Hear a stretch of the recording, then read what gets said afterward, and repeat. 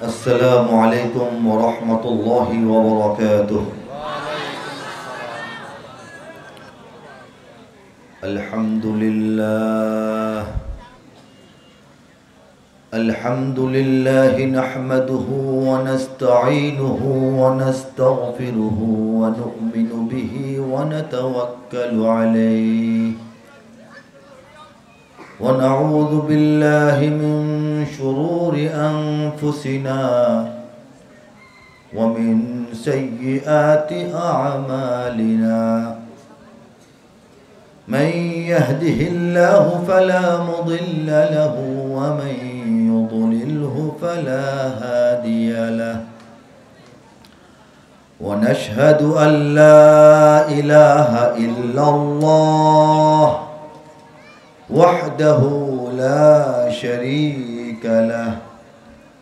ونشهد أن سيدنا ونبينا وحبيبنا وسندنا ومولانا محمدا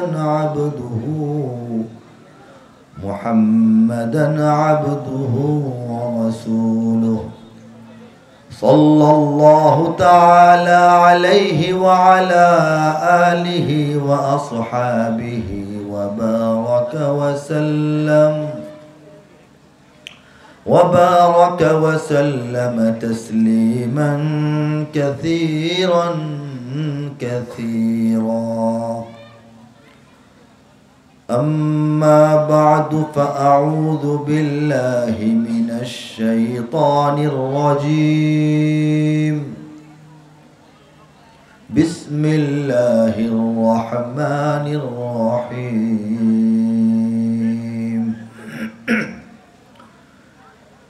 يريدون ليطفئوا نور الله بأفواههم والله متم نوره ولو كره الكافرون. صدق الله العظيم. আলহামদুলিল্লাহ। অন্তর থেকে সবাই উচ্চারণ করি আলহামদুলিল্লাহ। আজকের এই মাহফিল সুসজ্জিত, সুন্দর, সুবিশাল, সুশৃঙ্খল। এই মাহফিল আটরশিয়া হোসেন মোর যুব সংঘের উদ্যোগে দ্বিতীয় বার্ষিক 2 দিন ব্যাপী তাফসিরুল কুরআন মাহফিল। বলি আলহামদুলিল্লাহ। 1 বছর হয়েছে, এটা 2য় বছর। কিয়ামত পর্যন্ত যেন জারি থাকে, আমরা বলি সবাই আমিন। আল্লাহ যেন জারি রাখেন। এই মাহফিলের পরম শ্রদ্ধাভাজন সভাপতি মুহতারাম উলামায়ে কেরাম, আমন্ত্রিত মেহমানবৃন্দ, সামাজিক, রাজনৈতিক, সাংস্কৃতিক, বাণিজ্যিক বিশিষ্ট ব্যক্তিবর্গ, আজিজ তলাবা,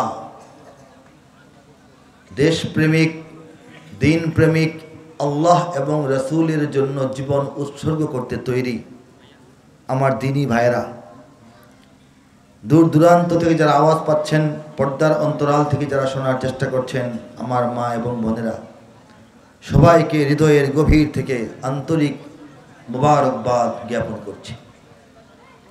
আল্লাহ সবাইকে কবুল করুন। আল্লাহ সবার উপর রহম এবং বারাকাহ দান করুন। আমিন। খুশির বিষয় হচ্ছে এই মাহফিলটি যুবকদের আয়োজন। বলেন সুবহানাল্লাহ।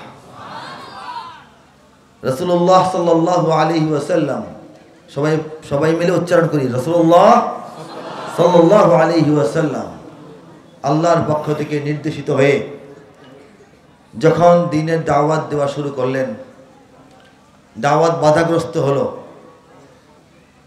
অত্যাচার, নির্যাতন, নিপীড়ন চলল, তখন আল্লাহর কাছে দোয়া করেছিলেন, হে আল্লাহ, যুবকদের মধ্যে, তিনি দুজনের নাম উল্লেখ করেছিলেন, যুবকদের মধ্যে শক্তিশালী, প্রভাবশালী, সাহসী, সৎ কোনো যুবক যেন ইসলামের ছায়াতলে আসে। এতে ইসলামের প্রচার প্রসার সহজ হবে, সফল হবে। তিনি নাম উল্লেখ করে বলেছিলেন। সেই দোয়া কবুল হয়েছিল এবং হযরত ওমর ফারুক রাদিয়াল্লাহু তাআলা আনহু ইসলামের ছায়াতলে এসেছিলেন। যুবকদের দ্বারা ইসলামের কাজ, ইসলামের বিস্তার, ইসলামের বিনির্মাণ, ইসলামের প্রচার, ইসলামের প্রসার, ইসলামের বিপ্লব, ইসলামের বিজয় ত্বরান্বিত হয়, ঠিক কিনা বলেন? সেই যুবকেরা এই অঞ্চলে জেগে উঠেছে, সেই যুবকেরা জেগে উঠেছে। এটা এই জাতির জন্য আশার আলো, জাতির ভবিষ্যৎ উজ্জ্বল, সেই লক্ষণ দেখা যাচ্ছে, ঠিক কিনা বলেন? শুরু করছি সরওয়ারে কায়নাত তাজদারে দু আলম মুহাম্মদুর রাসূলুল্লাহ সাল্লাল্লাহু আলাইহি ওয়াসাল্লামের শানে দুটো লাইন পেশ করে। বালাগাল উলা বিকামালিহি কাশাফাদ দুজা বিজামালিহি حسنت جميع خصاله حسنت جميع خصاله صلوا عليه وآله صلوا عليه وآله। মহাকবি শেখ সাদী রচিত দুটো লাইন। এটা কিন্তু নাতে রাসূল, এটা কোনো দুরূদ শরীফ নয়, নাতে রাসূল, এটা অনেকে বুঝেন না। এর সঙ্গে বাংলা ভাষায় রাসূলের গুণকীর্তন জুড়ে দিয়ে আমি আমার মতো করে সাজানোর চেষ্টা করেছি। আমরা সবাই জানি না, মুখস্থ আছে না? একটু হাত তুলব তো। বালাগাল উলা একটু জানা আছে সবার? মোটামুটি মোটামুটি যারা জানি একটু উচ্চারণ করার চেষ্টা করব। এটা রাসূলের নাত। বালাগাল উলা বিকামালিহি কাশাফাদ দুজা বিজামালিহি حسنت جميع خصاله حسنت جميع خصاله صلوا عليه وآله صلوا عليه وآله। এ আকাশ বাতাস গ্রহ তারা ফুল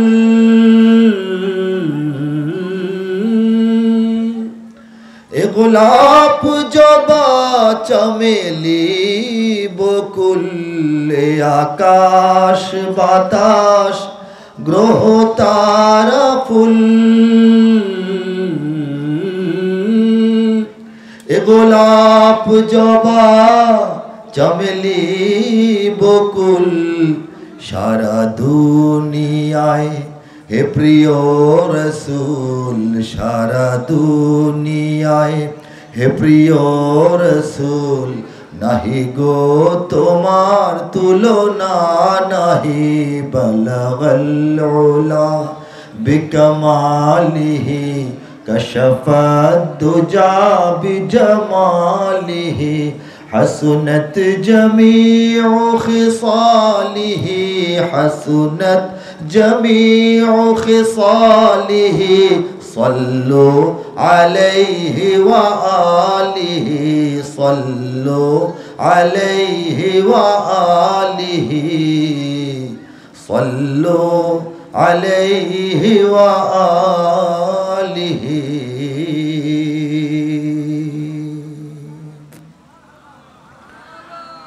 রাসূলের উম্মত পৃথিবীতে এখন 200 কোটি, প্রায় 200, এটা আওয়াজ দিতে হবে, প্রায় 200 কোটির 10 ভাগের 1 ভাগ যদি করা হয়, হয় 20 কোটি। 20 কোটি উম্মত বসবাস করেন এই বাংলার জমিনে, বলেন সুবহানাল্লাহ। 200 কোটি মুসলমানদের 10 ভাগ করলে একটা ভাগ হয় 20 কোটি। 20 কোটি মুসলমানের 10% মুসলমানের বসবাস এই বাংলাদেশ, বলেন সুবহানাল্লাহ। এই রাসূলের অসংখ্য উম্মতের যে জামায়াত বাংলাদেশে, এটা কি আপনা আপনি হয়ে গেছে না আল্লাহর ইচ্ছায়? বলেন তো। একটি বাংলাদেশ, তুমি জাগ্রত জনতার, সারা বিশ্বের বিস্ময়, তুমি আমার অহংকার। শুনেন নাই? 94.6% মানুষ কিভাবে মুসলমান হয়ে গেল। গোটা ভারতবর্ষ মুসলমানরা শাসন করেছেন প্রায় 800 বছর। 800 বছরের মুসলিম শাসন সত্ত্বেও ভারতে তো হিন্দুদের চাইতে মুসলমানদের সংখ্যা বেড়ে বেশি হয়ে যায় নাই। বোঝা গেল মুসলিম শাসন থাকলেই ইসলাম খালি প্রচার হবে, মুসলিম শাসন থাকলেই মুসলমান বেড়ে যাবে। ব্যাপারটা এরকম না, হিসাবটা এরকম না। হিসাবটা কার হাতে? যদি বলি কার হাতে? এই সাগর পারের দেশ, এই বন জঙ্গলের দেশ, এই পোকামাকড়ের দেশ, এই গরিব মানুষের দেশ, এই এত এত অশিক্ষিত মানুষের দেশটাকে মহান রব্বুল আলামিন এত পছন্দ করেন, এত ভালোবাসেন, এত দয়া করেন, এত মায়া করেন যে তিনি এই দেশের জমিনকে শুধুমাত্র ইসলাম প্রতিষ্ঠার জন্য দান করেছেন। এদেশের মুসলমানদেরকে ইসলাম প্রতিষ্ঠার সৈনিক হিসেবে গড়ে তুলছেন। এদেশে আল্লাহু আকবরের সুরে সূর্য ওঠে, এদেশে আল্লাহু আকবরের সুরে সূর্য ডোবে। এদেশে আল্লাহু আকবরের সুরে সূর্য ওঠে, এদেশে আল্লাহু আকবরের সুরে সূর্য ডোবে। এদেশের মাল্লা মাঝি কিষান মজুর সবার ঠোঁটে শোনো রে লা ইলাহা ইল্লাল্লাহর জিকির ওঠে। এদেশের মাল্লা মাঝি কিষান মজুর সবার ঠোঁটে শোনো রে লা ইলাহা ইল্লাল্লাহর জিকির ওঠে। ইমানের তপ্ত আগুন জ্বলছে সবার বুকে বুকে, ইমানের তপ্ত আগুন জ্বলছে সবার বুকে বুকে। সে আগুন দেশ হতে দেশ দেশান্তরেও জ্বলতে হবে।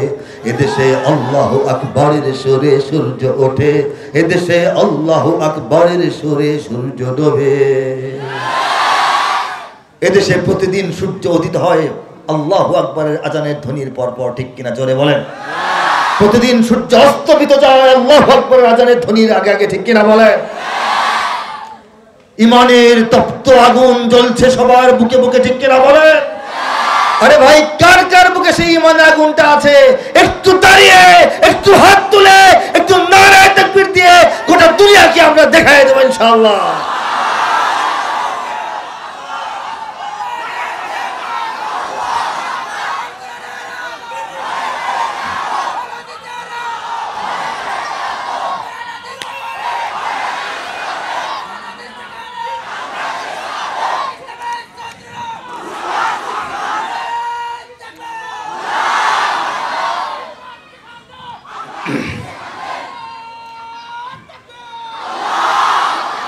মাহফিলে, ময়দানে, বিপ্লবে, রাজপথে যুবকদের কণ্ঠে যখন আওয়াজ ওঠে, সেই স্লোগানকে আমি থামিয়ে দিই না।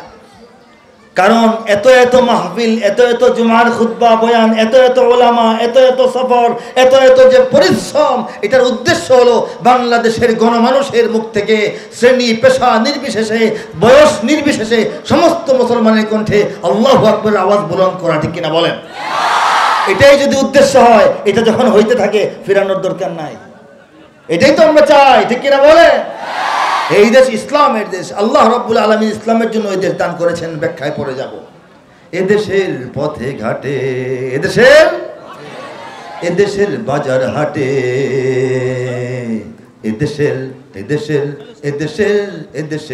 এদেশের সবুজ মাটি, সবুজ ঘাসে, সবুজ বনে, মদিনার সবুজ মিনার ঝলসে ওঠে দুই নয়নে।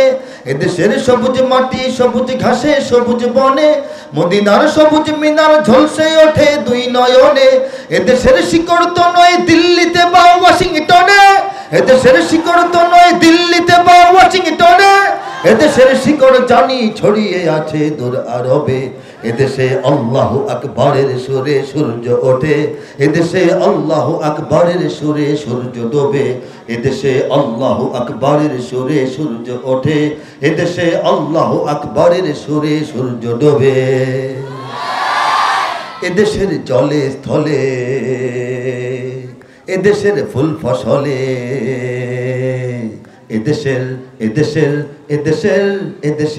এদেশের গঞ্জ গ্রামে খোদার নামের তসবিহাতে কত পীর আউলিয়াদের অশ্রু ঝরে গভীর রাতে। এদেশের গঞ্জ গ্রামে খোদার নামের তসবিহাতে কত পীর আউলিয়াদের অশ্রু ঝরে গভীর রাতে। যে দেশের সন্তানেরা মক্তবে যায় কোরআন বুকে, যে দেশের সন্তানেরা মক্তবে যায় কোরআন বুকে, সে দেশে আল কোরআনের শাসন কায়েম করতে হবে। এদেশে আল্লাহু আকবরের সুরে সূর্য ওঠে, এদেশে আল্লাহু আকবরের সুরে সূর্য ডোবে, এদেশে আল্লাহু আকবরের সুরে সূর্য ওঠে, এদেশে আল্লাহু আকবরের সুরে সূর্য ডোবে। কথা সত্য কিনা? এই কথাটা যতদিন পর্যন্ত আমরা হৃদয়ে লালন করতে না পারবো ততদিন পর্যন্ত আমরা আমাদের পরিচয় বুঝতে পারবো না। একটা ছাগলের ছানা, ছাগলের বাচ্চা থাকে না, ওটা না, বাঘের বাচ্চা, একটা বাঘের বাচ্চা ছোট বয়সে হারিয়ে গেছে। হারিয়ে যাওয়ার পর একটা বকরির দুধ খেয়ে সে বড় হয়েছে।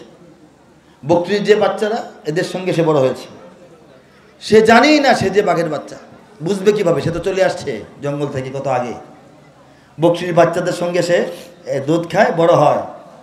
একটু বড় হওয়ার পর, সাবালেক হওয়ার পর একদিন পানি খেতে গিয়ে নদীর মধ্যে দেখে তার ভাইদের সাথে তার চেহারা মেলে না। তার ভাইদের সাথে তার চেহারার মিল নাই। সে জ্ঞান গবেষণা খাটিয়ে খোঁজ খবর নিয়ে তার মতো করে সে যখন জানতে পারলো যে সে বাঘের বাচ্চা, সে ছাগল বকরির বাচ্চা নয়, ঠিক সেই মুহূর্ত থেকে, ঠিক সেই দিন থেকে তার গর্জন, তার তাকানো, তার হুঙ্কার, তার দৌড়, তার থাবা, তার সাহস একটা বাঘের মতো হয়ে গেল। হে বাংলার মুসলমানগণ, তারা আমাদেরকে বকরির বাচ্চার মতো বানায় রাখতে চায়। আমাদের বুঝতে হবে আমরা কারা, ঠিক কিনা বলেন? আমরা হযরত ওমর ফারুক রাদিয়াল্লাহু তাআলা আনহুর উত্তরসূরি, আমরা মহাবীর খালিদ সাইফুল্লাহর উত্তরসূরি, আমরা এই বাংলার বীর যারা ছিলেন তাদের উত্তরসূরি, হাজী শরীয়তুল্লাহ শহীদ তিতুর উত্তরসূরি, ঠিক কিনা বলেন? আমরা যে শহীদ তিতু হাজী শরীয়তুল্লাহর উত্তরসূরি, আমাদের নতুন প্রজন্ম সাম্প্রতিক সময়ে ইদানিংকালে রাজপথে এটা প্রমাণ করে দেখিয়েছে। ইসলামকে যারা ভালোবাসবে, দেশকে যারা ভালোবাসবে তারাই তো আমরা, যারা বাসবে না তাদের বিরুদ্ধে আমাদের অবস্থান, ঠিক কিনা? ইঞ্চি ইঞ্চি মাটি সোনার চাইতে খাঁটি, নগদ রক্ত দিয়ে কেনা, শত্রু বাহানাদার একটি কণাও তার কেড়ে নিতে কেউ পারবে না। ইঞ্চি ইঞ্চি মাটি সোনার চাইতে খাঁটি, নগদ রক্ত দিয়ে কেনা, কসম সেই খোদার একটি কণাও তার কেড়ে নিতে কেউ পারবে না। রঙের তুলিতে আকাশ সবুজের ছায়া ঢাকা, সুজলা সুফলা পরিপাটি, লক্ষ শহীদ গাজী রেখেছে জীবন বাজি, করেছে স্বাধীন এই মাটি। বাংলাদেশ আমার, বাংলাদেশ সবার প্রাণ, ধন্য ধন্য আমি সবার চাইতে দামি বাংলা মাটির সন্তান। বাংলাদেশ আমার, বাংলাদেশ তোমার, বাংলাদেশ খোদার দান, সোনার জন্মভূমি তোমার জন্যে আমি জীবন দিয়েছি কুরবান। দেই নাই? কিছুদিন আগে জীবন কুরবান দেই নাই আমরা? কারা কারা তৈরি আছেন বলেন? লিল্লাহি তাকবীর। চারিদিকে দুশ্মন আছে না নাই? চারিদিকে দুশ্মন, ভেঙো না ভেঙো না মন, সাহস জমিয়ে রাখো বুকে, ইমান জিন্দা করে জিহাদের হুঙ্কারে পরাজিত করো শত্রুকে। চারিদিকে গাদ্দার ভিনদেশি তাবেদার, সজাগ দৃষ্টি রাখো সবে, সকল মির্জাফর বিদেশি গোলাম চর, রুখতে তাদের আজ হবে। বাংলাদেশ আমার, বাংলাদেশ তোমার, বাংলাদেশ অম্লান, বুকের রক্ত ঢেলে রেখেছি সবাই মিলে মাতৃভাষার সম্মান। আমার দুশ্মনরা চায়, আমার নবীর দুশ্মনরা চায়, আমার দ্বীনের দুশ্মনরা চায়, আমার মুমিন বান্দাদের দুশ্মনরা চায়, কোরআনের দুশ্মনরা চায় লিয়ুতফিউ নূরাল্লাহি বিআফওয়াহিহিম, আল্লাহর নূর, আল্লাহর জ্যোতি, আল্লাহর বাতিকে তারা ফু দিয়া নিভায় ফেলতে চায়। পরের অংশে ওয়াল্লাহু মুতিম্মু নূরিহি, কিন্তু আল্লাহ চান তার বাতিকে পূর্ণাঙ্গ রূপে প্রজ্বলিত করতে, ঠিক না বলেন? ওয়ালাউ কারিহাল কাফিরুন, আল্লাহ এই কাজ করবেন তো করবেনই, অবশ্যই করবেন। এতে কাফেরদের, দুশ্মনদের, বোকাদের, দুষ্টদের, শয়তানদের যে ভাষায় বলেন, তাদের চেহারা মলিন হলেও আল্লাহ কিছু করার নাই। তারা রাগ হতে পারে, গুসা হতে পারে, বিরক্ত হতে পারে, টকশোতে বকবক করতে পারে, তারা রাজপথে আইসা কি বলে লাইন করে মানববন্ধন করতে পারে, কিন্তু আল্লাহর বাতি জ্বালানোর সিদ্ধান্ত চূড়ান্তভাবে সফল হবে ইনশাআল্লাহ। কথাটা কে বলেছেন? এই যে আয়াতে কারিমার তর্জমা, এটার যে ব্যাখ্যা তাফসীর, এই ব্যাখ্যা এবং তাফসীরটা বাস্তব রূপ হলো বাংলাদেশ। বলেন সুবহানাল্লাহ। আমাদের এই জমিন, আমাদের এই মাটি, এই সব কিছু আয়াতের বাস্তব উপমা। বলেন সুবহানাল্লাহ। দেখেন, এই দেশটা প্রথম জন্মগ্রহণ করেছিল একটা মানব শিশুর জন্মগ্রহণ করার মতো। 9-10 মাস মায়ের পেটে থেকে যেভাবে একটা বাচ্চা বের হয় দুনিয়ার আলো দেখে, এই বাংলাদেশটা 9 মাসের যুদ্ধ, প্রচণ্ড রকমের গোটা জাতির প্রসব বেদনা, এই বেদনায় অস্থির হয়ে গোটা জাতি এক সময় নতুন একটা বাংলাদেশ রাষ্ট্রের জন্ম হয়ে গেল। ঠিক কিনা বলেন? এই রাষ্ট্রটা আস্তে আস্তে বড় হবে, কিশোর হবে, যুবক হবে, হবে না? এটা কোন পথে যাবে মুরব্বীরা চিন্তা করেন না? বাচ্চাটাকে কি মাদ্রাসায় পড়াবে, না স্কুলে পড়াবে, ডাক্তার ইঞ্জিনিয়ার বানাবে, না আলেম বানাবে, না কি বানাবে, চিন্তা করে না? এই বাংলাদেশের মুরব্বী সাজার জন্য দুনিয়ার আধিপত্যবাদী সাম্রাজ্যবাদী শক্তিগুলো তখন এদিকে নজর দিয়েছে। এক একজনের এক এক চিন্তা। কেউ চায় এটা সমাজতান্ত্রিক রাষ্ট্র হবে, কেউ চায় এটা পুঁজিবাদী রাষ্ট্র হবে, কেউ চায় এটা ধর্মনিরপেক্ষ রাষ্ট্র হবে, আর আল্লাহ চান এটা ইসলামী রাষ্ট্র হবে। কে চান? তারা তাদের চেষ্টা এবং চিন্তা থেকে দেখেন 53 বছর বাংলাদেশের বয়স হয়েছে। জন্ম থেকে আজ পর্যন্ত শত শত এনজিও শহরে গ্রামে প্রকাশ্যে গোপনে বৈধ অবৈধ তালিকাবদ্ধ তালিকার বাইরে তারা এদেশের মানুষের হৃদয় থেকে, এদেশের প্রজন্মের চিন্তা চেতনা থেকে, এদেশের শিক্ষা থেকে, সংস্কৃতি থেকে ইসলামকে আউট করার চেষ্টা করতেছে। ঠিক কিনা বলেন? এক দুশ্মনের নাম গেল, আরেক শত্রুপক্ষ হচ্ছে শত শত মিডিয়া, বিদেশের টাকায় লালিত এদেশের জনগণকে বৃদ্ধাঙ্গুলি দেখিয়ে তারা তাদের খবরে, তাদের সংবাদে, তাদের ফিচারে, তাদের প্রতিবেদনে, তাদের বিজ্ঞাপনে, তাদের নাটকে, তাদের সিনেমায়, তাদের টক শোতে, তাদের আলোচনায়, তাদের কথাবার্তায় ইসলামকে ছোট করার, খাটো করার, এইটাকে বিচ্ছিন্ন করার, এটাকে পরাজিত করার, এটাকে লজ্জিত করার চেষ্টা চালিয়ে যাচ্ছে। বিভিন্ন বড় বড় জায়গায় বসে থাকা কবি, সাহিত্যিক, লেখক, সাংবাদিক, প্রকাশক, গবেষক, প্রভাষক, অধ্যাপক যারা আছে, তারা অনেকেই বড় বড় জায়গা দখল করে বসে থাকা যারা আছে, তাদের অনেকেই নাস্তিক। তারা তাদের কবিতায়, ছড়ায়, গল্পে, প্রবন্ধে, আলোচনায়, বক্তৃতায়, নিবন্ধে, তাদের বইয়ে, তাদের বই মেলায় ইসলামকে খাটো করার, ছোট করার, আলেম সমাজকে অপমান করার, মসজিদ মাদ্রাসাকে খোঁচা দেওয়ার, শরীয়তকে অমান্য করার, অস্বীকার করার চেষ্টা চালিয়ে যাচ্ছে কিনা বলেন?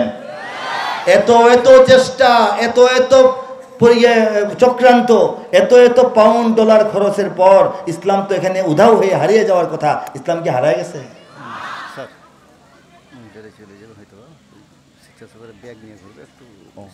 কখন বলবো এটা? এখনই বলেন, আলোচনার ভিতরেই চলতে থাকবে। হ্যাঁ, চলতে থাকবে। আচ্ছা আচ্ছা আচ্ছা আচ্ছা, আমি আমাদের আলোচনা চলতে থাকবে। এর ভিতরে আয়োজকরা মাথার ঘাম পায়ে ফেলে, গায়ের রক্ত পানি করে একটা প্রোগ্রামের আয়োজন করেন। বহুত কষ্ট হয়, বহুত কষ্ট। এটা 1 মাস আগে থেকে শুরু হয়, মাহফিল শেষ হওয়ার পরে 10-12 দিন জ্বর উঠে যায় গায়ে। তাদেরকে অন্তত আর্থিকভাবে একটু সহযোগিতা, পাশে দাঁড়ানোর কাজটা আল্লাহর ওয়াস্তে আপনাদের কাছে আমি আহ্বান জানাচ্ছি।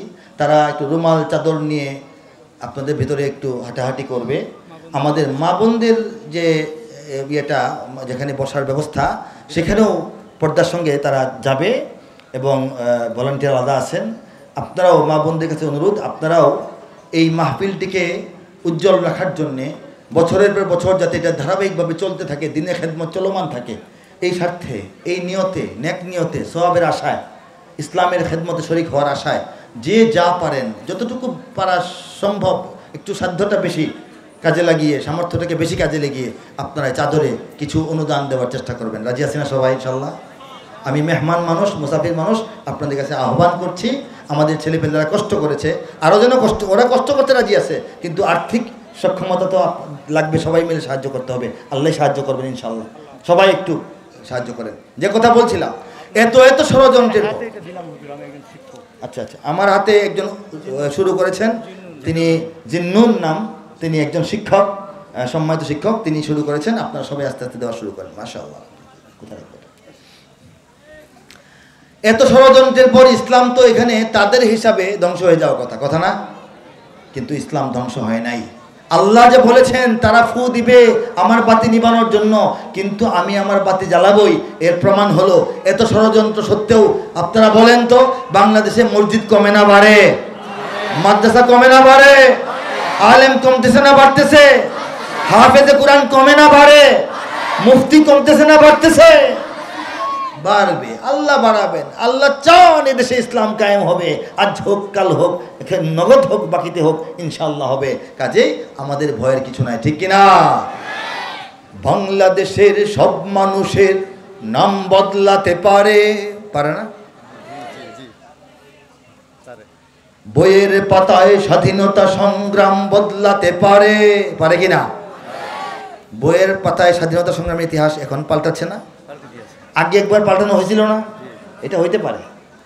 বঙ্গোপসাগরের সব পানি যেতে পারে শুকিয়েও, গোটা রাজধানী গিলে নিতে পারে বুড়ি গঙ্গার ঢেউ। সুন্দরবন কেটে হতে পারে ইটের ভাটার লাকড়ি, শিল্পপতিরা দেউলিয়া হয়ে খুঁজতে পারেন চাকরি। সুন্দরবন কেটে হতে পারে ইটের ভাটার লাকড়ি, শিল্পপতিরা দেউলিয়া হয়ে খুঁজতে পারেন চাকরি। চোর গুন্ডারা পেয়ে যেতে পারে মন্ত্রীর মর্যাদা, পায় নাই অতীতে?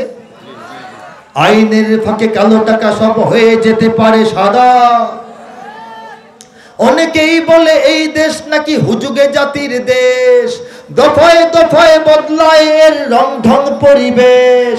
তাই বলে ইসলাম তো এদেশে হুজুগে হবে না শেষ, হুজুগে হবে না শেষ। ইসলাম এ মাটির পরতে পরতে জনপদে ঘরে ঘরে, ইসলাম এ জাতির 90% মানুষের অন্তরে। ইসলাম এ মাটির পরতে পরতে জনপদে ঘরে ঘরে, ইসলাম এ জাতির 90% মানুষের অন্তরে। ইসলাম নিয়ে কেউ ছিনিমিনি খেলে এমন শক্তি নেই, ইসলাম নিয়ে কেউ ছিনিমিনি খেলে এমন শক্তি নেই। আর কিছু থাক না থাক এদেশে ইসলাম থাকবে, সব কিছু বদলে যাক এদেশে ইসলাম থাকবে। আর কিছু থাক না থাক এদেশে ইসলাম থাকবে, সব কিছু বদলে যাক এদেশে ইসলাম থাকবে। বদলে যেতে পারে। কেন্দ্রীয় কারাগার ঢাকার চকবাজারে ছিল, এখন ঢাকা শহর থেকে বের হয়ে কেরানীগঞ্জে চলে গেছে। গণভবনে রাষ্ট্রের প্রধান নির্বাহী থাকতেন, এখন থাকেন না, থাকেন যমুনা ভবনে, ঠিক কিনা বলেন? জাতীয় পতাকা পরিবর্তন হয় জাতি যদি চায়, জাতীয় সঙ্গীত পরিবর্তন হয় যদি রাষ্ট্র চায়, হয় ইচ্ছায় হয় অনিচ্ছা হয়, বিপ্লব ঘটে যায়। কিন্তু বাংলাদেশে যত যা কিছুই হোক না কেন, একটা কারণে হবে, ইসলাম এদেশে থাকার জন্য, ঠিক কিনা বলেন? ইসলাম কায়েম হওয়ার প্রয়োজনে যোগ বিয়োগ ছাটাই যা লাগে সব হইতে থাকবে। পরিবর্তন পরিবর্ধন, উত্থান পতন, সামনে পিছু ডাইনে বাম, এগুলি হবে। ইসলাম তার জায়গায় থাকবে, ঠিক কিনা বলেন? ওই ইসলামের পক্ষে আমরা সবাই আছি তো ইনশাআল্লাহ। লিল্লাহি তাকবীর, লিল্লাহি তাকবীর। ইসলামের পক্ষে থাকলে আমাদের কপাল ভালো, পক্ষে না থাকলে আমাদের কপাল খারাপ। ইসলামের কপাল খালি ভালো, খারাপ নাই, ঠিক কিনা বলেন? আল্লাহ তার ইসলামকে এখানে কায়েম রাখবেন, কায়েম করবেন। আমরা যদি সঙ্গে থাকি আমাদের লাভ, না থাকলে আমাদের লস। ইসলাম আমাদের উপর নির্ভরশীল নয়, কথা ঠিক কিনা? আমরা আল্লাহর দ্বীনের প্রচার প্রসারের উপর নির্ভরশীল। এই দেশটা এমন একটা দেশ যার চতুর্দিকে বিন্দু মাত্র আরেকটা মুসলিম দেশের সীমান্ত নাই, আছে কিনা বলেন? বাংলাদেশের চারদিকে কোনো মুসলিম দেশ আছে? পৃথিবীতে এরকম ভৌগোলিক অবস্থা কয়টা রাষ্ট্রের দেখেন তো, কয়টা মুসলমান দেশ আছে যেটা চারদিকে একটা মুসলিম দেশ নয়? আমরা ভিন্ন একটা অবস্থায় আছি, ঠিক কিনা? তাওহীদের পতাকা নিয়ে আমাদের বাঁচতে হবে আমরণ। রাজি আছেন কিনা সবাই? আমাদের সবাইকে আমরণ, তাওহীদের পতাকা নিয়ে বাঁচতে হবে। আমরা ইমানের সৈনিক কারা হাত তুলবো? ইমানের সৈনিক, লিল্লাহি তাকবীর। ইমানের সৈনিকেরা ভয় পেও না, রাত্রি আধার হচ্ছে বলে। এটা আজকের না, 5 বছর আগে গাওয়া। কাটায় কাটায় প্রত্যেকটা লাইন মিলায় দেখবেন কি ঘটেছে কি না ঘটেছে। ঠিক আছে, আগে ঘটার পর দেখে লেখা না, আগে লেখা আল্লাহ লেখাইছেন, তারপর সব ঘটেছে, আপনারা মিলাবেন। ইমানের সৈনিকেরা ভয় পেও না, রাত্রি আধার হচ্ছে বলে। যত রাত হোক না আধার আসবে সকাল সময় হলে, যত রাত হোক না আধার আসবে সকাল সময় হলে। এ স্বাধীন জন্মভূমির রক্ষীরা সব প্রস্তুতি নাও দিন বদলে, এ স্বাধীন জন্মভূমির রক্ষীরা সব প্রস্তুতি নাও দিন বদলে। এ লড়াই লড়তে হবে শক্তি সাহস বুদ্ধি বলে, এ লড়াই লড়তে হবে শক্তি সাহস বুদ্ধি বলে। শক্তি সাহস বুদ্ধি এবং বল, 4টা বিষয় যখন যে লড়াইয়ে 4টা বিষয় এক হয়েছে, একসাথে পাওয়া গেছে, সেই লড়াই সফল হয়েছে। ঠিক কিনা? বলেছিলাম জালিমের থামবে জুলুম আর কটা দিন ধৈর্য ধরো, ছোট হার নাও সয়ে আজ সামনে বিজয় আসবে বড়। কতবার রাজপথে লাশ পড়বে এবার লড়াই করো, কতবার রাজপথে লাশ পড়বে এবার লড়াই করো। এ সময় পাল্টে যাবে উল্টো বাতাস বইবে ঝড়ো, এ সময় পাল্টে যাবে উল্টো বাতাস বইবে ঝড়ো।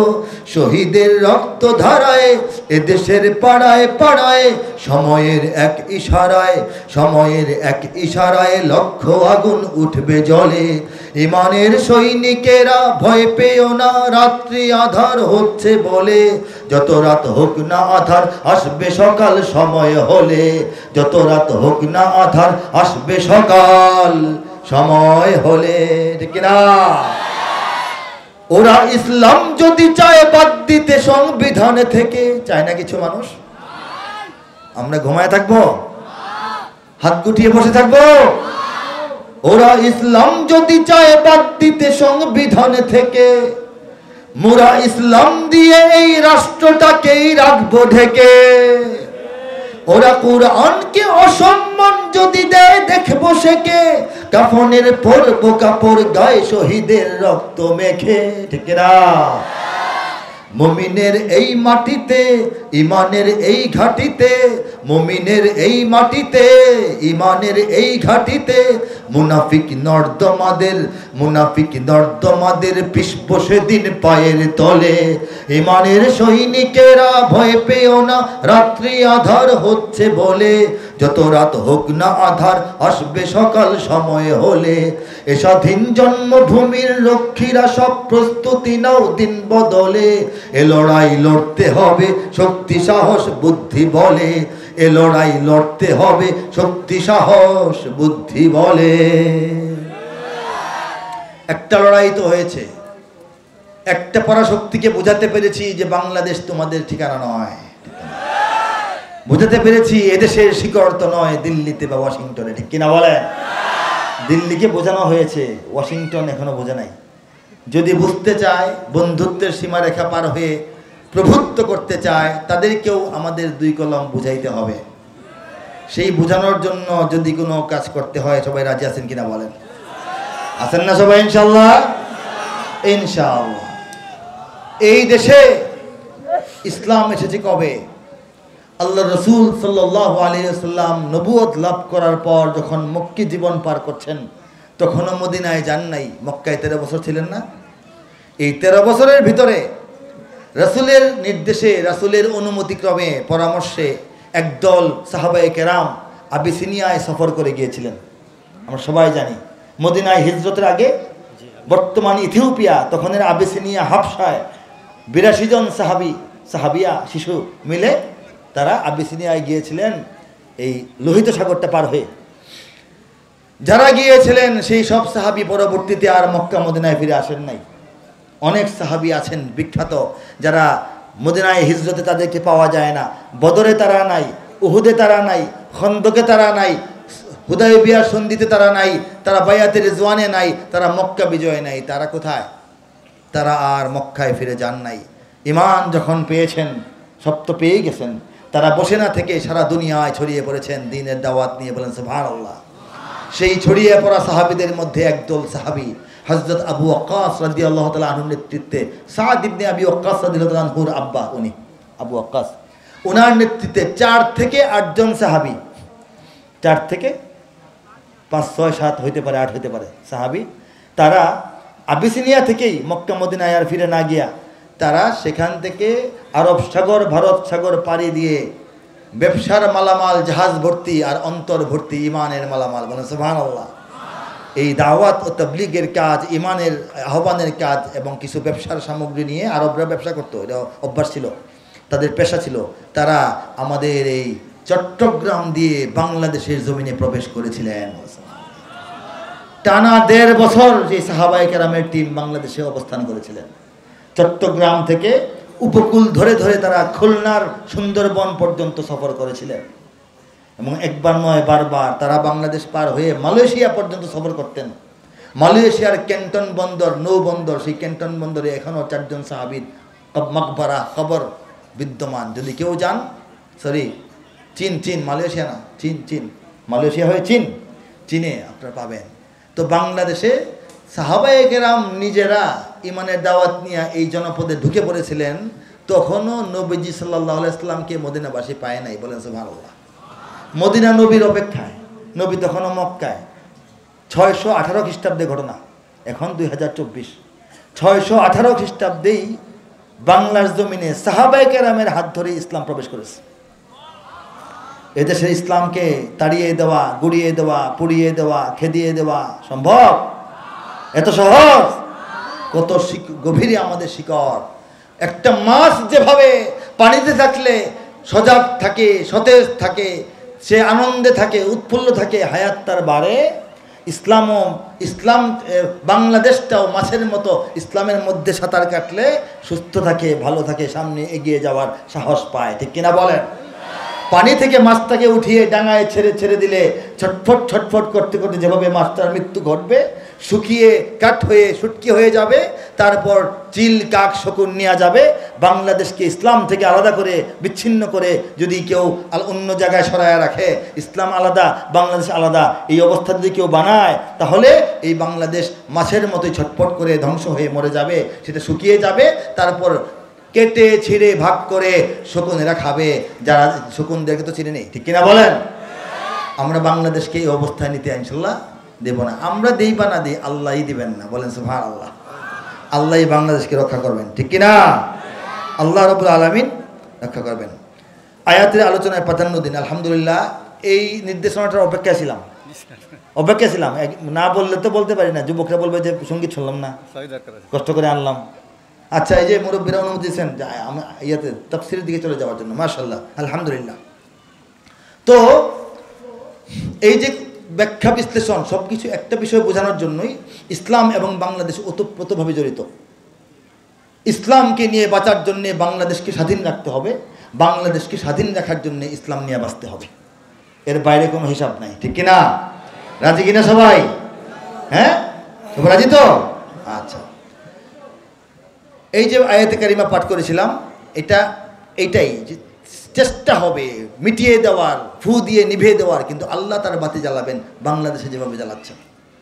আল্লাহ বলেন, ওয়ালা তাহিনু ওয়ালা তাহজানু ওয়া আনতুমুল আ'লাউনা ইন কুনতুম মুমিনিন, বলেন সুবহানাল্লাহ। হে মুমিনগণ, হে মুসলমানগণ, হে আমার নেক বান্দাগণ, প্রিয় বান্দাগণ, তোমরা হতাশ হও না, তোমরা দুশ্চিন্তা করো না, তোমাদেরই বিজয় হবে, বলেন সুবহানাল্লাহ। ইন কুনতুম মুমিনিন, যদি তোমরা প্রকৃত অর্থে মুমিন হয়ে থাকো, মুমিন হতে পারো, ঠিক কিনা? প্রকৃত অর্থে মুমিন যদি আমরা হতে পারি, হয়ে থাকি, আল্লাহ বিজয় দান করবেন। বিজয় কি দান করবেন না বিজয় দান করতেছেন? বলেন, দান কি পরে করবেন না এখনই করতেছেন? বলেন। আল্লাহ যদি বিজয় দান না করতেন, আমি তো এতক্ষণ এটাই বললাম, আমরা টিকে থাকার কথা না। আমাদের না আছে টাকা পয়সা, না আছে ধন সম্পদ, না আছে বিদেশি শক্তি, না আছে বেশি মিডিয়া, না আছে আমাদের মধ্যে সংগঠন, না আছে নেতৃত্ব সুন্দর, এরপরেও দেখেন সব কিছু থাকা সত্ত্বেও আল্লাহ আমাদের কি বারবার ঘুরে ফিরে বাংলাদেশের মেন লাইনে, মেন স্ট্রিমে আমাদেরকে দাঁড় করায় দেন যে চলো তোমরা এগিয়ে যাও, বিপ্লব শেষ হয় নাই। এই আল্লাহর জমিনে আল্লাহর দিন কায়েম যেদিন হবে, যেদিন ইনিল হুকমু ইল্লা লিল্লাহ প্রতিষ্ঠিত হবে, যখন আকিমুদ্দিন এই আয়াতের যে হুকুম এটা যখন প্রতিষ্ঠিত হবে, সেদিন তোমাদের বিপ্লব শেষ হবে। কথা ঠিক কিনা? বাতিলের যে সংঘাত লড়াই এটা চলতেই থাকবে, এটা চলারই কথা। ওয়ামাকারু ওয়ামাকারাল্লাহ ওয়াল্লাহু খায়রুল মাকিরিন। আল্লাহ এই আয়াত দেও এটাই এদিকে ইঙ্গিত করেন যে তারা ষড়যন্ত্র করবে, তারা চক্রান্ত করবে, তারা নীল নকশা আঁকবে, আর আল্লাহ তার পরিকল্পনা করেন, আল্লাহ তার কৌশল ঠিক করে রাখেন। বিজয়ী কার কৌশল হয়? আল্লাহু খায়রুল মাকিরিন। আল্লাহ নিজেই নিজে কথা বলতেছেন, নিশ্চয়ই তোমাদের আল্লাহ সবচাইতে শ্রেষ্ঠ পরিকল্পনাকারী। বলেন সুবহানাল্লাহ। আমাদের ভয়ের কিছু আছে? ভয়ের আমাদের কিছুই নাই, আমাদের ভয়ের কিছুই নাই, ভয়ের কোনো কারণ নাই। শুধু আমাদেরকে তাকওয়ার দিকে আসতে হবে, কোরআনের দিকে আসতে হবে। আমাদের প্রজন্মকে বিনষ্ট করার অনেক অস্ত্র, অনেক পায়তারা, অনেক প্রক্রিয়া চলমান। এগুলি থেকে আমাদের নতুন প্রজন্মকে দিনমুখী করাটা হচ্ছে আমাদের দায়িত্ব। আর বাকি কবে, কিভাবে কি হবে, কিভাবে এই জমিনে আল্লাহর দিন প্রতিষ্ঠিত হবে, আল্লাহর একটা পরিকল্পনা তো আছেই, আর আমরা সেখানে শরীক থাকবো ইনশাআল্লাহ। রাজি আছেন না সবাই? হে যুবক, তুমি বাঙালি হও কিংবা ইন্ডিয়ান, কিংবা জার্মান, জাপানি, কিংবা চাইনিজ, রাশিয়ান, স্প্যানিশ, ড্যানিশ, ফরাসি, কিংবা ব্রিটিশ, আমেরিকান, আরবি, আজমি, ইরানি, তুরানি, তুর্কি বা আফগান, মুসলমান, মুসলমান তুমি তো মুসলমান। গাইতে পারবেন না? মুসলমান, মুসলমান তুমি তো মুসলমান। তুমি সাদা হও কিবা কালো হও, দেখো রক্ত তোমার লাল। সুখী হও কিবা দুঃখী হও, রেখো ঈমান নির্ভেজাল। সাদা হও কিবা কালো হও, দেখো রক্ত তোমার লাল। সুখী হও কিবা দুঃখী হও, রেখো ঈমান নির্ভেজাল। কাছে রও কিবা দূরে রও, তবু কাবাই তোমার ঘর। স্লোগানে তোমার কেঁপে ওঠে আজও পৃথিবীটা থরথর।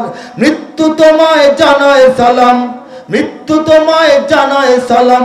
দূরে থাকে শয়তান, মুসলমান, মুসলমান তুমি তো মুসলমান। বিশ্ব মুসলিম উম্মার ঐক্যের আহ্বান। হে যুবক, বাঙালি হতে পারো, ইন্ডিয়ান হতে পারো, পাকিস্তানি হতে পারো, আমেরিকান হতে পারো, ইউরোপিয়ান হতে পারো, রুশ হতে পারো, ফ্রেঞ্চ হতে পারো, জার্মান হতে পারো, কিন্তু তুমি একজন মুসলমান। মুসলমানের যে ভ্রাতৃত্ব, এটাই আমাদের মূল জাতীয়তাবাদ। ঠিক কিনা বলেন? দেশ পরিচয়ে যদিও আমরা বাংলাদেশি সবাই, মুসলিম বলে আমাদের কোনো সীমানা তো বাধা নাই। দেশের পরিচয়ে আমরা সবাই বাংলাদেশি বটে, মুসলমান যখন পরিচয় দিব, ইরাক আমার ভাই, ইরান আমার ভাই, ফিলিস্তিন আমার ভাই, আরাকান আমার ভাই, লিবিয়া আমার ভাই, সিরিয়া আমার ভাই, গোটা মুসলিম দুনিয়া আমার ভাই। ঠিক কিনা? আল্লামা ইকবাল বলেন, কি বলেন? चीनो अरब हमारा, हिंदुस्तान हमारा, मुस्लिम हो हम वतन है सारा जहां हमारा। तौहीद की अमानत है सीनों में हमारे, आसान नहीं मिटाना नामो निशा हमारा। তৌহিদের আমানত, একত্ববাদের শক্তি এবং পাওয়ার আল্লাহ রাব্বুল আলামিন প্রত্যেকটা মুমিন হিসেবে আমাদের অন্তরে ঢুকিয়ে দিয়েছেন, স্থাপন করেছেন। আমাদেরকে দেশে হোক বিদেশে হোক মিটিয়ে দেওয়ার, নিশ্চিহ্ন করে দেওয়ার কোনো চক্রান্ত করে লাভ নাই। কথা ঠিক কিনা? আল্লাহই আমাদেরকে পথ দেখাবেন এবং এগিয়ে নিয়ে যাবেন। সবাই বলি ইনশাআল্লাহ। যে কোনো কথাই ইনশাআল্লাহ বলতে হবে, সুনিশ্চিত কথাও ইনশাআল্লাহ বলতে হবে। সুনিশ্চিত কথাও কি বলতে হবে? ইনশাআল্লাহ বলতে হবে। রাসূলুল্লাহ সাল্লাল্লাহু আলাইহি ওয়াসাল্লামের কাছে একবার ইহুদিরা আসলো, আয়েশা কিছু প্রশ্ন করলো। তারা তো মুহাম্মদ বলে ডাকতো, হে মুহাম্মদ বলো তো এই এই এই বিষয় সমাধান চাই। ভিন্ন আলোচনা, রূহ কাকে বলে, আরও দু তিনটে প্রশ্ন। নবীজি সাল্লাল্লাহু আলাইহি ওয়াসাল্লাম বললেন যে আজকে না, আগামীকাল উত্তর দেব, আগামীকাল উত্তর দেব। তারা আবার আসলো, তো নবীজি উত্তর দিবেন কিভাবে? রূহ কাকে বলে এটার ব্যাখ্যা তো রসুলকে আল্লাহ না জানালে রসুলের জানা থাকার কথা না, রসুল তো গায়েব জানেন না। এর মধ্যে কোনো ওহী নাজিল হয় নাই। নবীজি আশা করেছিলেন আমাকে তো আল্লাহ জানাবেন, তারপর উত্তর দিব, কিন্তু এক রাতের মধ্যে কোনো ওহী নাজিল হয় নাই। আবার বললেন যে 2 দিন পরে, কয়েকদিন পরে, এরকম 15 দিন চলে গেল। 15 দিন চলে যাওয়া সত্ত্বেও নবীজির কাছে ওহী আসতেছে না। নবীজি পেরেশান যে আল্লাহ ওহী দিচ্ছেন না কেন? কাফেররা বারবার এসে জিজ্ঞেস করে, আমি তো অপমানিত হচ্ছি, ঠিক কিনা? এরপর আয়াত নাজিল হলো যে, হে রাসূল, যদি কোনো কথা ভবিষ্যতের জন্য আপনি বলেন, অবশ্যই ইনশাআল্লাহ বলতে হবে। বলেন সুবহানাল্লাহ। এই আয়াতের মাধ্যমে জি জি জি কি করতে হবে বলেন, আমি বিশেষ করবো ইনশাআল্লাহ। তাফসিরে যাবো না ইনশাআল্লাহ? আচ্ছা ইনশাআল্লাহ, জি জি বলেন। আচ্ছা আমি আমি আমি আমি ছোট্ট একটা সূরা তাফসীর করি, তারপর ওদিকে যাই। জি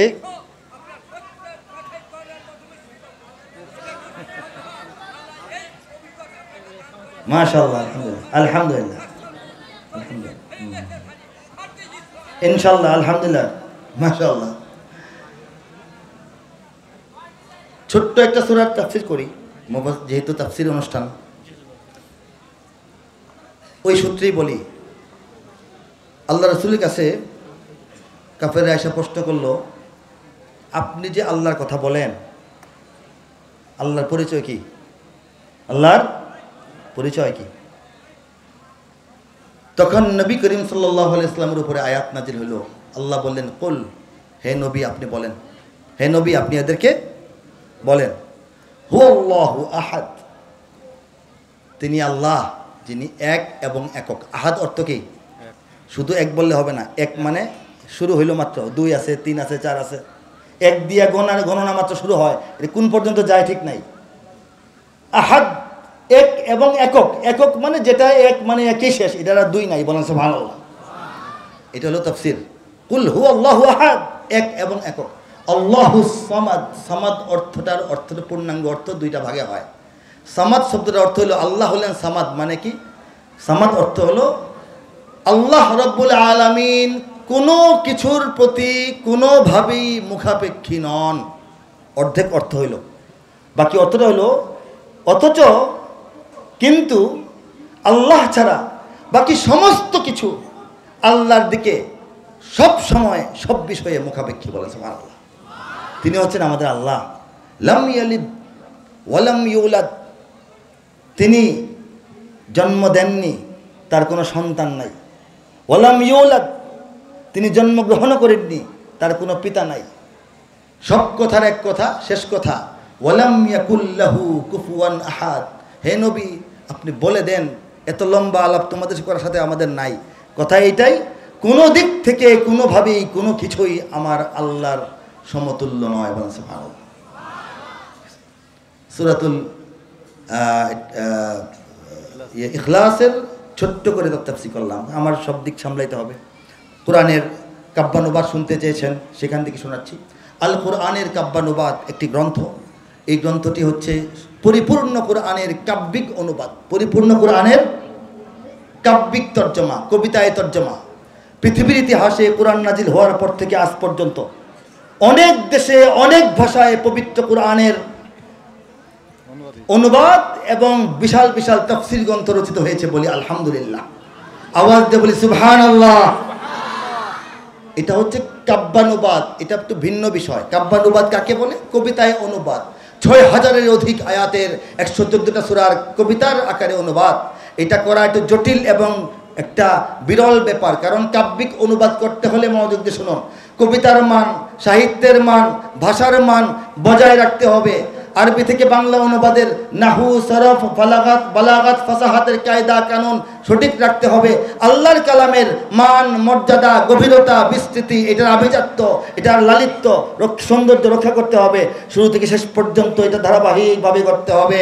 প্রত্যেক আয়াত থেকে আয়াতের তর্জমা হইতে হবে, মূল অনুবাদ হইতে হবে, ভাবানুবাদ হইলে চলবে না, এবং ধারাবাহিক হইতে হবে। এই সমস্ত দিক রক্ষা করে সম্পূর্ণ কোরআনের বাংলা ভাষায় কাব্যিক অনুবাদের কাজটি মহান রব্বুল আলামিন এই নগণ্যের হাতে দিয়ে শেষ করিয়েছেন সম্পূর্ণভাবে। বলি আলহামদুলিল্লাহ। একটা দুটা বিষয় শোনাবো ইনশাল্লাহ। কাব্যিক অনুবাদটা কেমন শুনবেন না একটু? আউযু বিল্লাহি মিনাশ শাইতানির রাজীম। বিসমিল্লাহির রহমানির রহিম। বিতাড়িত শয়তান থেকে চাই আল্লাহর আশ্রয়। বিতাড়িত শয়তান থেকে চাই আল্লাহর আশ্রয়। আল্লাহর নামে যিনি দয়াবান, পরম করুণাময়। আমি সর্বসাধারণ এবং আমাদের মা বোনরা যে সূরাটা বেশি চিনেন, মহব্বত করেন, সূরা আর রহমান, সেখান থেকে কিছু অংশ শোনানোর চেষ্টা করছি। শেষ পৃষ্ঠার কিছু আয়াত শোনানোর চেষ্টা করছি। كأنهن الياقوت والمرجان فبأي آلاء ربكما تكذبان هل جزاء الإحسان إلا الإحسان فبأي آلاء ربكما تكذبان ومن دونهما جنتان فبأي آلاء ربكما تكذبان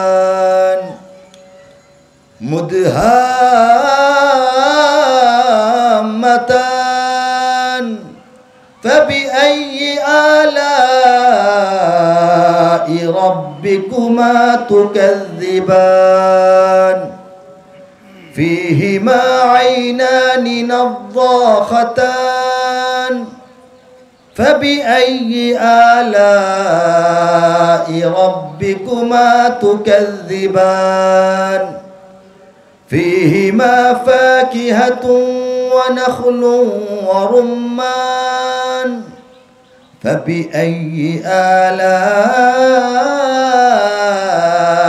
ربكما تكذبان حور مقصورات في الخيام فبأي آلاء ربكما تكذبان لم يطمثهن إنس قبلهم ولا جان فبأي آلاء ربكما تكذبان متكئين على رفرف خضر وعبقري حسان فبأي آلاء ربكما تكذبان تبارك اسم ربك ذي الجلال والإكرام কাব্যিক অনুবাদটা কিভাবে হলো, কবিতায় মিলিয়ে কিভাবে অনুবাদ হলো সেটা পেশ করছি। ইয়াকুত ওয়াল মারজান তর্জমা হচ্ছে পদ্মরাগ এবং প্রবাল।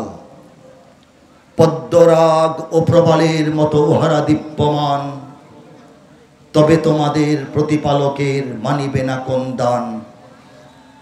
উত্তম কাজে উত্তম ছাড়া কিবা হবে প্রতিদান, তবে তোমাদের প্রতিপালকের মানিবে না কোন দান।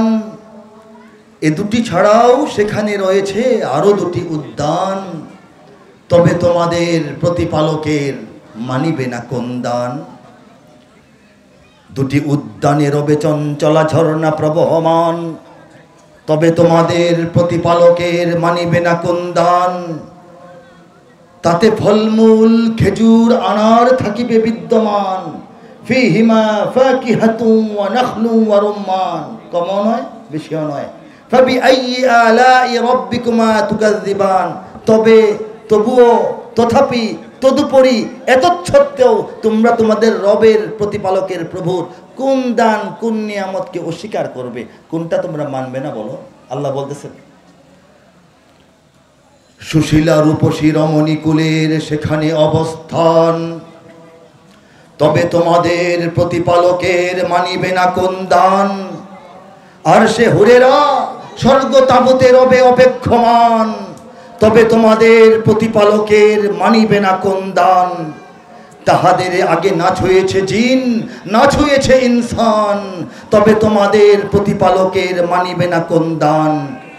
সবুজ ও সুন্দর গালিচায় বসিবে দিয়ে হেলান, তবে তোমাদের প্রতিপালকের মানিবে না কোন দান।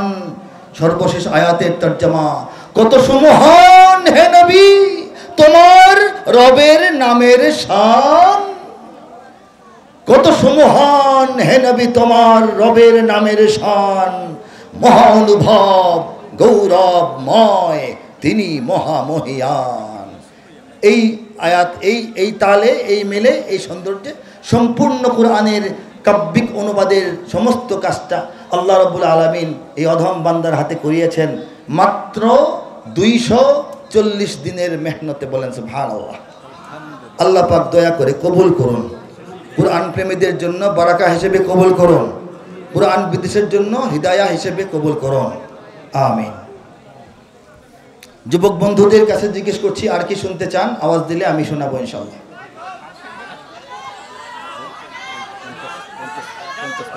জি 50 মতো না?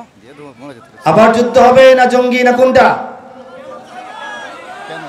আচ্ছা আস্তে আস্তে শোনাচ্ছি ইনশাআল্লাহ। জঙ্গি নিয়ে ভঙ্গি করার সময় এবার শেষ, সত্যিকারের জঙ্গি কোথায় দেখছে বাংলাদেশ।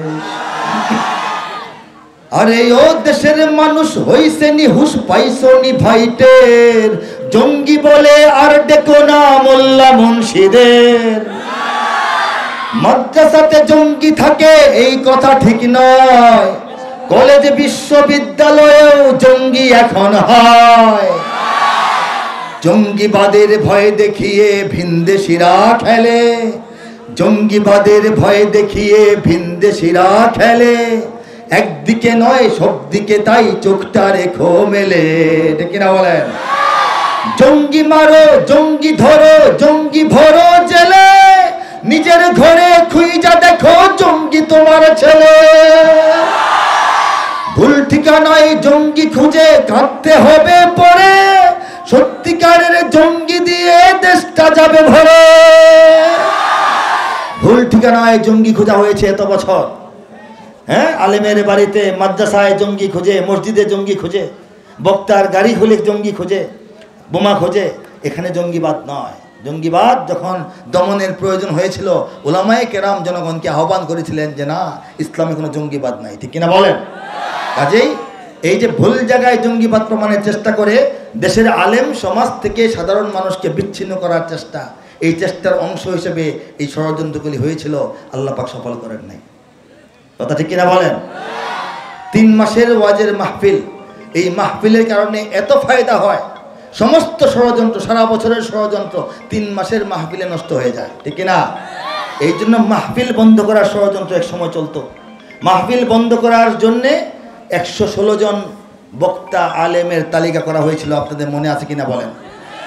116 জন, বিভিন্ন মত পথ বিভিন্ন চিন্তা দৃষ্টিকোণের আলেমদেরকে এক কাতারে এনে তালিকা করা হয়েছিল। এটা সম্ভবত তৎকালীন সরকারের হাত না, সরকার ছাড়াও একটা শক্তি এই দেশে সবসময় ইসলামের বিরুদ্ধে কাজ করে, জনগণের সঙ্গে সরকারের মুখোমুখি বানায় দেয়। এরা হচ্ছে নাস্তিকরা, ঠিক কিনা বলে?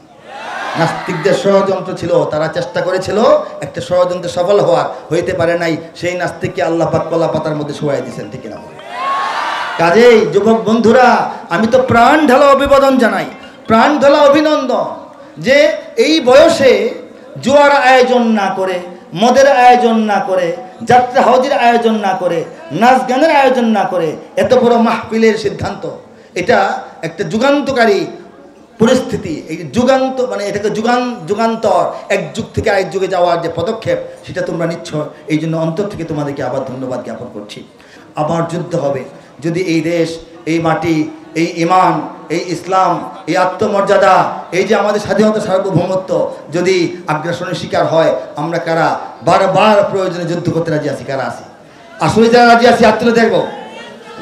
রাজি সবাই? লিল্লাহি তাকবীর, লিল্লাহি তাকবীর, লিল্লাহি তাকবীর। যদি আমার দেশের সীমানা বন্ধু মুছে দিতে কেউ চায়, যদি আমার মাটির ধন সম্পদ লুটে নিতে কেউ চায়, যদি আমার সাগরে আমার পাহাড়ে ফেরায় লোভের চোখ, আমি প্রতিবাদে জ্বলে উঠবই, তবে যা হবার তাই হোক। এই শান্ত সবুজ পতাকায় যদি পড়ে শকুনের থাবা, এই সুপ্ত বারুদ জাতি নিয়ে ফের খেলে যদি কেউ দাবা, কোটি মানুষের প্রাণের কুটিরে আগ্রাসনের হাত যদি কেউ বাড়ায়, তবে আবার যুদ্ধ হবে, আবার যুদ্ধ হবে। আর তুলে একসঙ্গে সাহসের সঙ্গে, ঠিক না? আবার যুদ্ধ হবে, আবার যুদ্ধ হবে, আবার যুদ্ধ হবে, আবার যুদ্ধ হবে, আবার যুদ্ধ হবে জোরে, আবার যুদ্ধ হবে, আবার যুদ্ধ হবে, আবার যুদ্ধ হবে। চল চল চল, ঊর্ধ্ব গগনে বাজে মাদল, নিম্নে উতলা ধরণী তল, অরুণ প্রাতের তরুণ দল, চল রে চল রে চল। দুর্গম গিরিকান্তর মরু দুস্তর পারাবার হে, লঙ্ঘিতে হবে রাত্রি নিষেধে যাত্রীরা হুঁশিয়ার।